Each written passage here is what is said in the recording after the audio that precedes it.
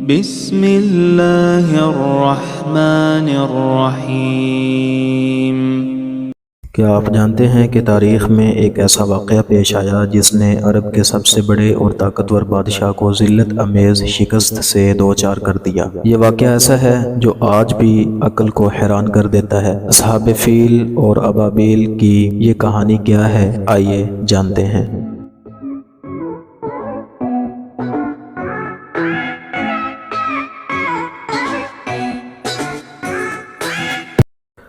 یمن کے گورنر ابرہہ نے دیکھا کہ لوگ خانہ کعبہ کی زیارت کے لیے مکہ مکرمہ جاتے ہیں۔ اس نے سوچا کہ کیوں نہ ایک عظیم عبادت گاہ یمن میں بنائی جائے تاکہ لوگ یہاں آئیں اور اس کی حکومت کو تقویت ملے۔ اس نے ایک شاندار گرجا تعمیر کیا، لیکن لوگوں نے اس کی عبادت گاہ کو اہمیت نہ دی۔ اپنی ناکامی سے غصے میں ابرہہ نے خانہ کعبہ کو گرانے کا ارادہ کیا۔ ابرہہ نے خانہ کعبہ پر حملے کے لیے ایک بڑی فوج تیار کی جس میں ہاتھیوں کا استعمال کیا گیا۔ ان ہاتھیوں کا مقصد خانہ کعبہ کی دیواروں کو گرانا تھا۔ اس کا سب سے بڑا ہاتھی محمود کے نام سے مشہور تھا، جو فوج کی قیادت کر رہا تھا۔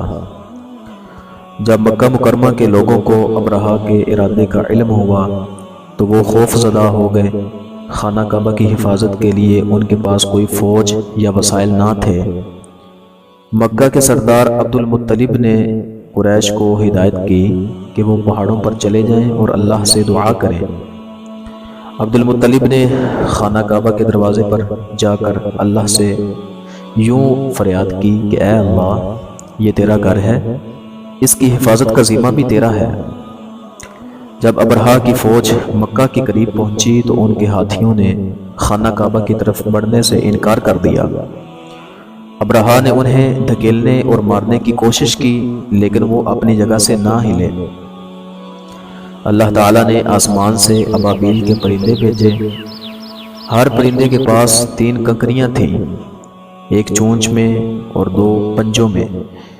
یہ کنکریاں اتنی طاقتور تھیں کہ جس پر گرتی تھیں اس کا جسم چھید دیتی تھی۔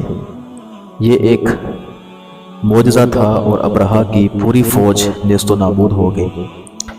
ابرہہ خود بھی ان کنکریوں سے زخمی ہوا اور فرار ہونے کی کوشش میں ذلت آمیز موت کا شکار ہوا۔ اس طرح اللہ نے خانہ کعبہ کی حفاظت کی اور اپنے دشمنوں کو عبرت کا نشان بنایا۔ اللہ تعالیٰ نے اس واقعے کو قرآن پاک کی سورۃ الفیل میں بیان کیا ہے۔ یہ سورت اس واقعے کو ہمیشہ کے لیے یاد دلاتی ہے اور اللہ کی طاقت اور مدد پر ایمان کو مضبوط کرتی ہے۔